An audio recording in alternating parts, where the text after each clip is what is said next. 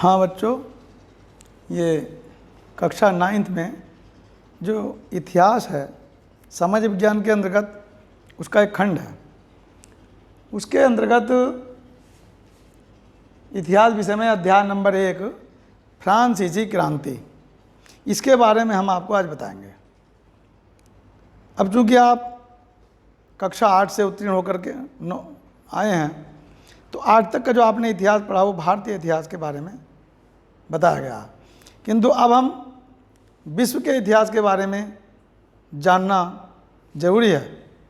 किस प्रकार से विदेशों में भी इतिहास के पन्नों में किस प्रकार से वहाँ की घटनाएं दर्ज हुई, इसकी जानकारी देने के लिए हम आपको आज फ्रांस देश की क्रांति के बारे में बताएंगे। और ये फ्रांस देश, जैसा कि आप जानते हैं कि संसार में 7 महाद्वीप हैं, उनमें से एक महाद्वीप है यूरोप। अब उस यूरोप महाद्वीप का एक विकसित देश फ्रांस है। उस फ्रांस में उस समय जब संसार में निरंकुश शासन था, फ्रांस में भी निरंकुशता का बोलबाला था। सभी कार्य राजा के आदेश से होते थे और राजा ही दंड का प्रावधान बनाता था, लोगों को दंड देता था। सभी प्रशासनिक कार्य राजा के आदेश से पारित होते थे, किंतु उसको निरंकुशता को मिटाने के लिए और राजतंत्र को हटाने के लिए वहाँ की जनता ने कुछ बुद्धिजीवियों के साथ मिलकर के और राजा की निरंकुशता को हटाने के लिए आगे बढ़े। उसके लिए कुछ उन्होंने कार्य किए और इस प्रकार सन 1789 ईस्वी में, जैसे कि हम देख रहे हैं परिचय के बारे में, फ्रांसीसी क्रांति है, तो 1789 ईस्वी में पहली बार फ्रांस में ये क्रांति हुई। वैसे तो हम कहते हैं कि फ्रांसीसी क्रांति सबसे पहले हुई थी, किंतु ऐसा नहीं है। उससे पहले ब्रिटेन में 1688 में भी हुई थी, किंतु वो रक्तहीन क्रांति थी। तो ये 1789 में राजा ने सेना को आदेश दिया कि फ्रांस की राजधानी पेरिस में 14 जुलाई की सुबह एक ऐसा आदेश दिया सेना को कि गोली चलाने का आदेश दिया। सड़कों पर पब्लिक घूम रही थी और सेना ने गोलियां चलाना प्रारंभ कर दिया। देश को आज़ाद कराने के लिए लगभग 7000 महिला और पुरुष मिलकर के टाउन हॉल की तरफ बढ़ रहे थे और उस टाउन हॉल पर एकत्रित होने लगे, एक ऐसी जन सेना का गठन करने के लिए एकत्रित हुए। राजा ने सेना को आदेश दिया, सेना ने गोली चलाना प्रारंभ कर दिया। बहुत लोग मारे गए। इसके बाद थोड़ी देर के बाद वहाँ पर स्त्री पुरुषों का झुंड हो गया, यानी बड़ी संख्या में एकत्रित हो गए और मारकाट शुरू हुई। लोग नारे लगा रहे थे कि पाव भाजी या पाव रोटी का कीमत न बढ़ाई जाए। लोग परेशान हैं, जनता के कर अधिक न किए जाएं, इनको हटाया जाए, किंतु राजा के आदेश के कारण ऐसा नहीं हुआ। राजा ने सैनिकों को आदेश दिया और गोली चलने लगी। बहुत सारे स्त्री पुरुष मारे गए, किंतु ये धावा मरने के बाद भी रुका नहीं और वहाँ के दुर्ग बास्तील जेल के दुर्ग में प्रवेश किया और उसको तहस नहस करके जेल को, फाटक को तोड़ दिया और जेल के किले को ढा दिया। आक्रोशित भीड़ थी और आक्रोशित भीड़ आप जानते हैं कि जिस तरफ बढ़ जाती है उस तरफ प्रशासनिक कदम भी पीछे हटने लगते हैं। जैसा कि आप देखते हैं आए दिन कि पुलिस सड़कों पर होती है, जब जनता का आक्रोश बढ़ता है तो पुलिस भी भागने लगती है। ऐसा ही उस समय फ्रांस में हुआ और उस फ्रांस में इस प्रकार की क्रांति हुई कि 1789 से 1799 तक लगभग 20 वर्षों तक ऐसा कार्यक्रम चला और बाद में फ्रांस एक राजतंत्र को समाप्त करके लोकतंत्र देश बना। इस प्रकार फ्रांस की राजनीति ने यूरोप के अन्य देशों को भी यह बढ़ावा दिया कि वो स्वतंत्रता की ओर अपने कदमों को आगे बढ़ाएं। ये था इसका परिचय। अब हम फ्रांस के बारे में बताएंगे कि 18वीं शताब्दी के उत्तरार्ध में फ्रांसीसी समाज कैसा था। सन 1774 ईस्वी में लुई 16वां वहाँ का एक शासक था जो निरंकुश शासक था और उसने भी 20 वर्ष की अवस्था में अपनी राजगद्दी संभाली। उसका विवाह ऑस्ट्रिया की राजकुमारी मैरी के साथ हुआ। वह इतना क्रूर शासक था कि उसने जनता की परवाह न करके अपने नियमों और पालनों को, जो शासन के नियम थे वो बनाए, जनता पर थोपा गया और उसने जनता पर करों की बढ़ोतरी की जिससे कि जनता अकुला गई। उस समय फ्रांस में जो जनता थी वहाँ के वो 3 वर्ग थे। जो असिस्टेंट जनरल थी वहाँ की, वो 3 वर्गों में विभाजित थे। प्रथम असिस्टेंट जिसमें वहाँ के पादरी वर्ग और धनी वर्ग आते थे, जिनको राज्य करों से मुक्त किया गया था। और दूसरा वर्ग था द्वितीय असिस्टेंट। उसमें इस प्रकार के लोग थे जो व्यापारी वर्ग थे, जो धनी वर्ग थे, वो उसमें आते थे। और तीसरे में मजदूर वर्ग और किसान वर्ग आते थे तृतीय असिस्टेंट में। और इस प्रकार से जो तृतीय असिस्टेंट था उनको करों से कोई मुक्ति नहीं थी। उनको अपनी किसानों को फसल का 10वां भाग देना पड़ता था और जो द्वितीय वर्ग था, द्वितीय स्टेट के वर्ग के लोग थे, उन्हें भी करों से कुछ मुक्ति थी। किंतु बाद में द्वितीय वर्ग के लोगों को, द्वितीय स्टेट के लोगों को करों से मुक्ति नहीं मिली और उनसे कर लेना शुरू किया, जिससे कि जनता में उत्तेजना आई और जनता भड़क गई। और इस प्रकार से उस समय अमेरिका के 13 जो उपनिवेश थे, जो ब्रिटेन के उपनिवेश माने जाते थे, उनको स्वतंत्र कराने में भी फ्रांस के शासक ने महत्वपूर्ण भूमिका अदा की और उनको ब्रिटेन के आधिपत्य से मुक्त कराया। इस प्रकार फ्रांस की राजनीति ने संसार के अनेक देशों पर अपना प्रभुत्व स्थापित किया, उसको मार्गदर्शन किया और अन्य देशों ने भी स्वतंत्रता के लिए उसके बीज बोए, यानी उसको सीख ली कुछ।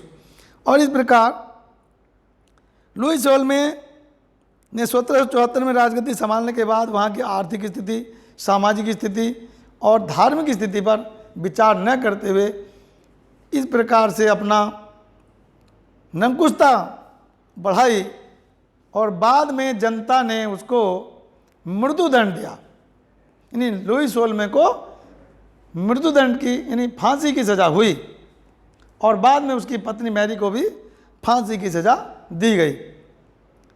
इसके कुछ दिनों तक वहाँ पर सत्ता चलती रही, जनता के कार्यों का पालन होता रहा।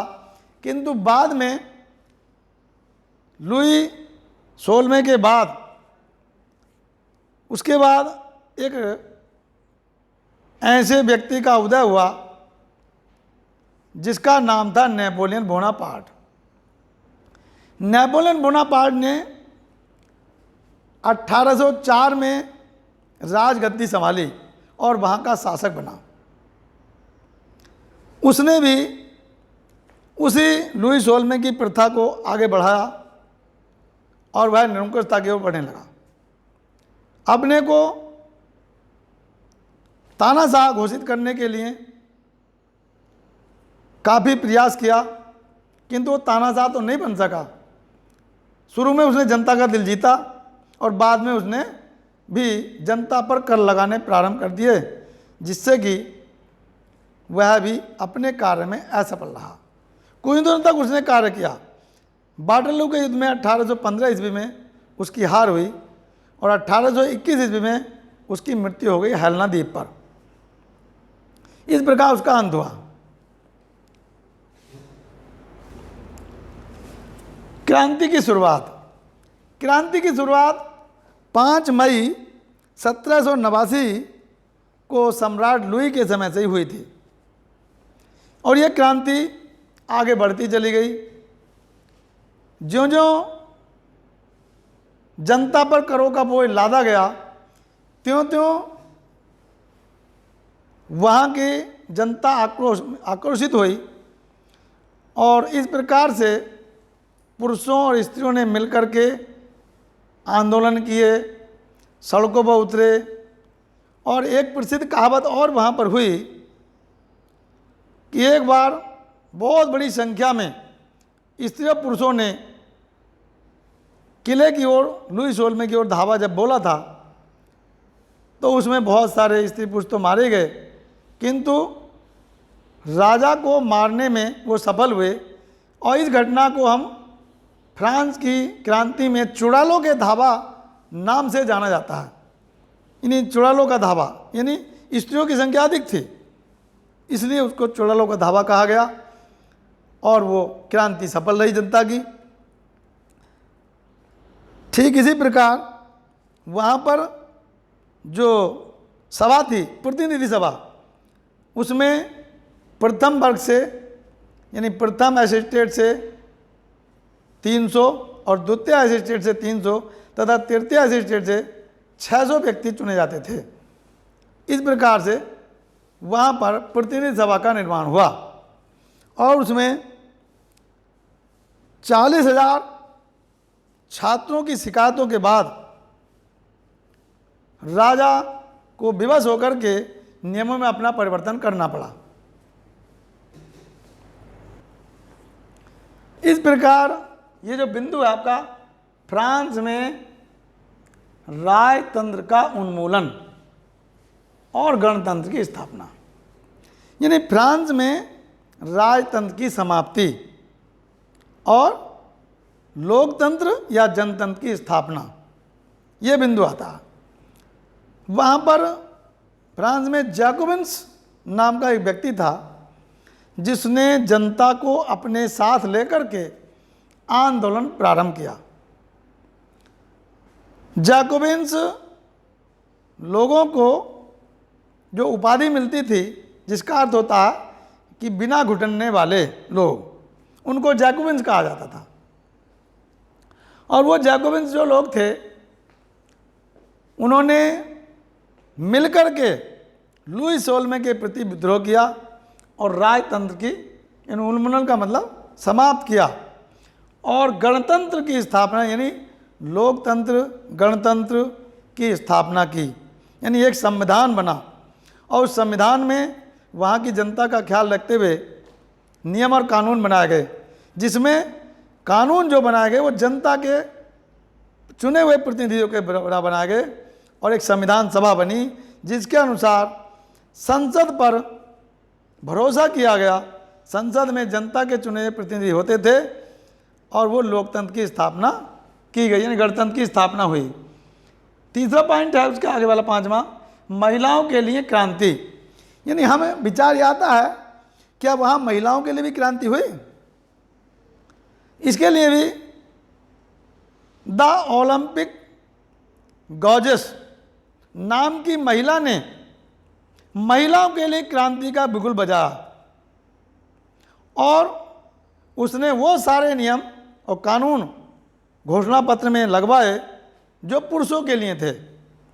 ये शिक्षा का प्रचार प्रसार, महिलाओं के लिए विद्यालय खोले गए,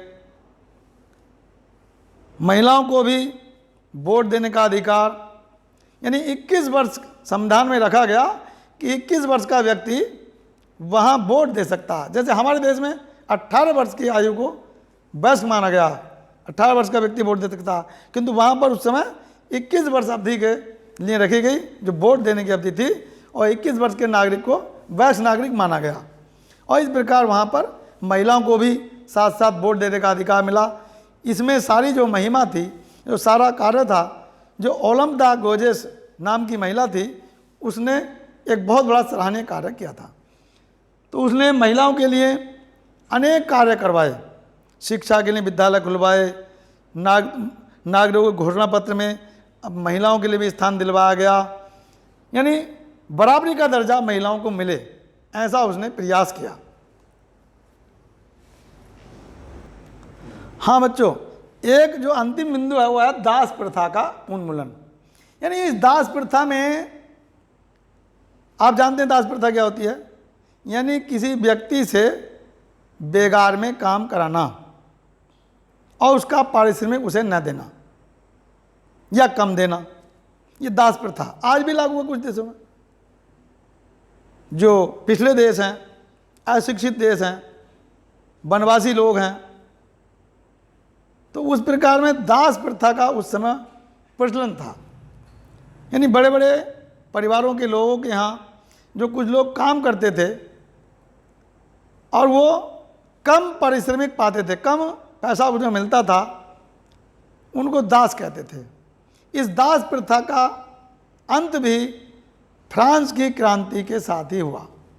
फ्रांस में कुछ लोग इस दास प्रथा का गलत प्रचार प्रसार भी करते थे।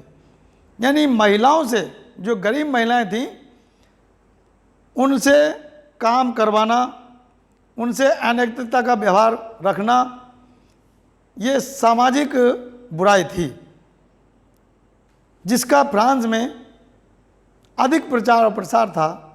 किंतु वहाँ के कुछ लोगों ने इसको हटाया और इसी प्रकार बड़े पैमाने पर जो उत्पीड़न हो रहा था लोगों का, उस उत्पीड़न को रोका। इस सब ने मिलकर के ऐसा एक विचार बनाया।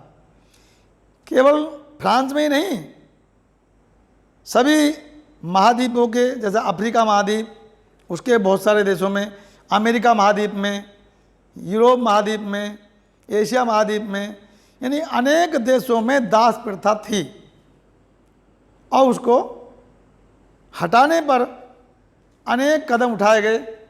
तो ये सब फ्रांस की क्रांति के द्वारा ही संभव हुआ और उस दास प्रथा को जड़ से उखाड़ फेंका गया। हमारे देश में भी उस समय की दास प्रथा थी, लोग बेगार का काम कराते थे, अभी भी कुछ क्षेत्रों में है, किंतु धीरे धीरे जैसे लोग शिक्षित हुए तो इस दास प्रथा का अंत होता चला गया। तो बच्चों, ये जो पाठ हमने आपको फ्रांसीसी क्रांति पढ़ाई, यानी फ्रांस एक ऐसा देश है यूरोप का जिसने क्रांति का बिगुल बजा करके संसार के अनेक देशों को क्रांति का रास्ता सिखाया।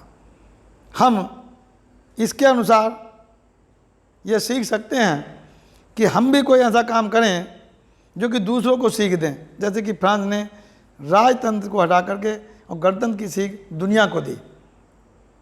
अब बच्चों, ये पाठ जो मैंने आपको पढ़ाया फ्रांस के बारे में, वहाँ कैसे हुआ, क्या हुआ, क्यों हुआ, ये सब बताया। इसके बारे में आपको किताब से जो गृह कार्य मैं दे रहा हूँ, उनके कुछ प्रश्न आपको लिखने हैं, कुछ किताब से याद करने हैं। और इस प्रकार ये जो अब 21 जून से आपकी नियमित पढ़ाई होगी, किंतु ये उन्हीं बच्चों की होगी जिनका रजिस्ट्रेशन हो चुका है नए वर्ष के लिए।